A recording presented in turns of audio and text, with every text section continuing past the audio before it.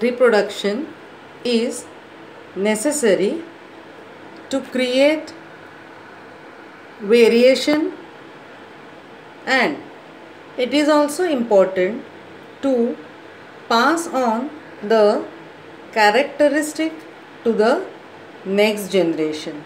So these are the points for why the reproduction is necessary, or it is showing the importance of reproduction. So in the beginning we had done in the introduction what is reproduction. This is the importance of reproduction. Now we would proceed towards that what would be the types of reproduction. There is a wide variety in methods of reproduction, and broadly they are classified into two types, that is the asexual reproduction and sexual reproduction. So let us first define both the methods and give examples of it. Then we will see it in detail.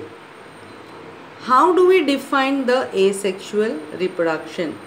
When an organism, young one, offspring, is produced by a single parent, it is an asexual method of reproduction. In this method, gametes, what do you mean by gametes? The sex cells may or may not be produced in this method. So this is how we define the asexual reproduction.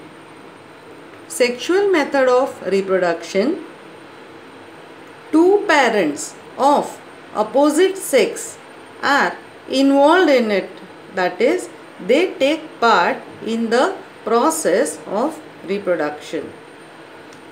It involves fusion of male and female gametes, that is the sex cells that are produced.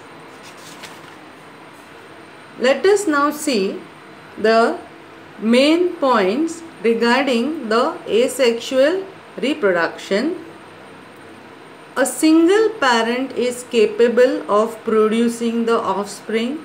There is no need of two parents of opposite sex to be involved in this method. A single parent is capable of producing the offspring. As a result of this method of reproduction, the offsprings that are produced are all identical to one another. They are looking morphologically similar to one another. Not only that, but they are also genetically similar to one another. Outward appearance as well as the genetic makeup is the same. All offsprings that are produced as a result of asexual reproduction are exact copies of their parents. You can also call them as the clones. The terminology, that is the clone, is used for them. So the young ones that are produced as a result of asexual reproduction are called clones, because the outward appearance, that is morphological and genetical makeup, is also similar. They resemble their parents and also to one another. Remember that variation is not possible in this method, but variation is brought about by the mutations that take place in them. Which are the examples of the organisms showing asexual method of reproduction? Single-celled organisms. Few of the plants also you can see this method. In animals, examples of Protista, and Monera, asexual method of reproduction can be found. In these organisms, cell division is the mode of reproduction itself. Many single-celled organisms reproduced by binary fission. Binary, that is the splitting into two. A cell divides into two parts and each part grows into an adult. The examples of this are the amoeba and the paramecium. The resultant cells produced as a result of cell divisions grow into an complete adult. Another variety of producing in this method is the bud formation. In yeast, cell division takes place unequally. The newly formed cell is smaller and is called the bud. They remain attached to the parent cell in the beginning, but gradually they separate out and grow into new organisms, that is the new cells. Members of fungi and algae, they reproduce through special structures. These are called zoospores.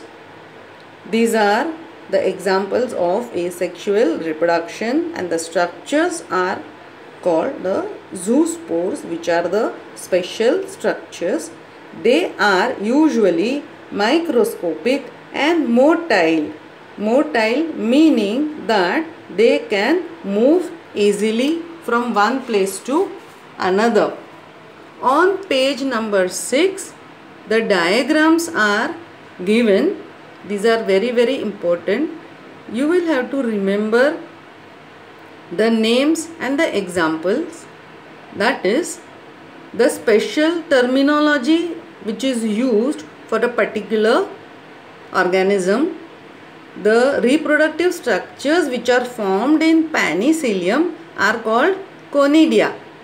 In Hydra, the young structure that is formed is called the bud, and in sponges such structures which are formed are called gemmules.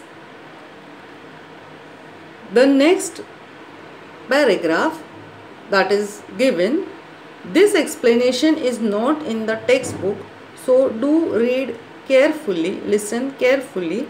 This is regarding the questions which is given in the textbook, but the explanation is not given. Is vegetative reproduction a type of asexual reproduction? The answer is yes. Now, what is this vegetative reproduction? It is taking place in the plants. It does not require two parents. Can you call this vegetative reproduction as asexual reproduction? Yes, definitely. Offsprings produced in plants by this method are also considered as clone. Why is it applicable to the plants also like this? Because the young ones that are produced are genetically and morphologically similar. But remember, in plants, the term asexual reproduction is used, while in plants, the words terminology which is used is vegetative propagation is used.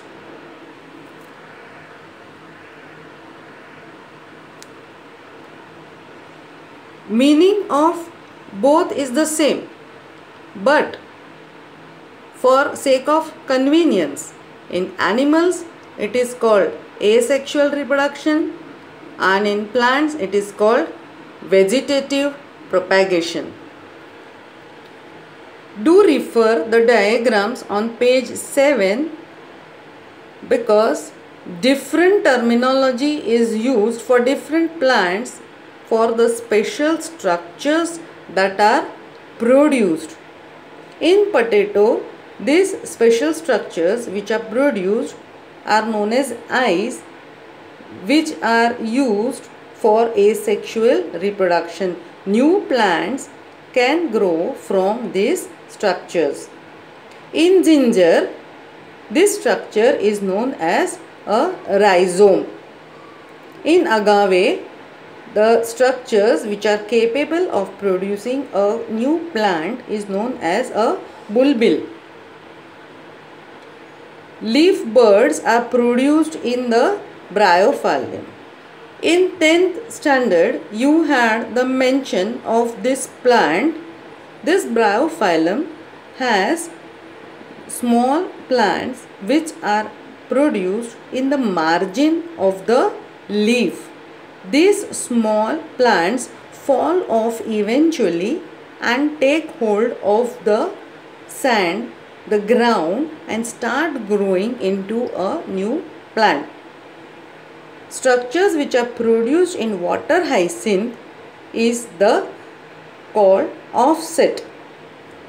These structures are called vegetative propagules, meaning that these structures are capable of giving rise to completely new plants.